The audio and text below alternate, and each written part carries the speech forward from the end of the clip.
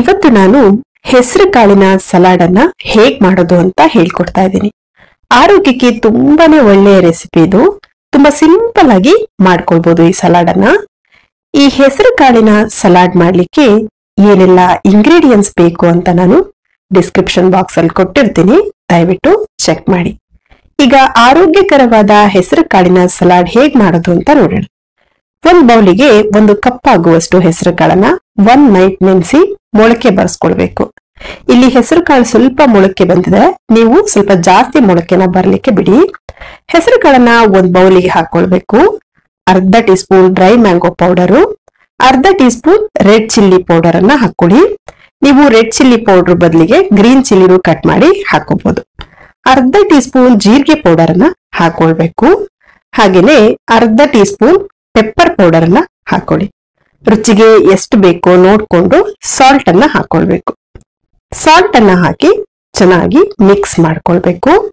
ಪೌಡರ್ಗಳೆಲ್ಲ ಹೆಸರು ಕಾಳಿಗೆ ಚೆನ್ನಾಗಿ ಹೊಂದ್ಕೊಡೋ ರೀತಿ ಮಿಕ್ಸ್ ಮಾಡ್ಕೊಳ್ಬೇಕು.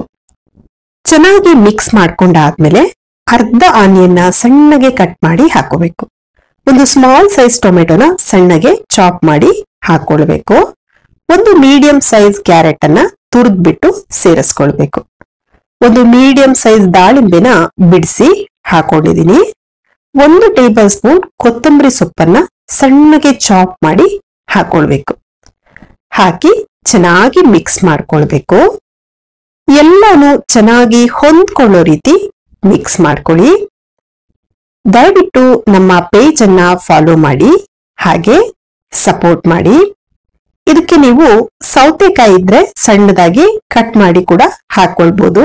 ಹಾಗೇನೆ ಸ್ವಲ್ಪ ಕಾಯಿ ತುರಿನೂ ಕೂಡ ಹಾಕೊಳ್ಬಹುದು. ಟೇಸ್ಟ್ ಚೆನ್ನಾಗಿ ಬರುತ್ತೆ.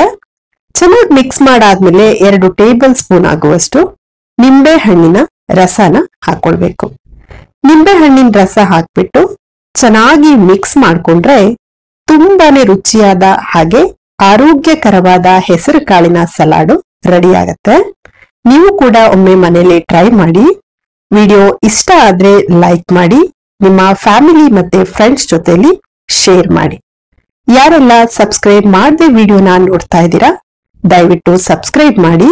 ಹಾಗೆ ಪಕ್ಕದಲ್ಲಿ ಬರುವ ಬೆಲ್ ಬಟನ್ ಅನ್ನ ಪ್ರೆಸ್ ಮಾಡಿ. ದಯವಿಟ್ಟು ನಮ್ಮ ಚಾನಲ್ಗೆ ಸಪೋರ್ಟ್ ಮಾಡಿ.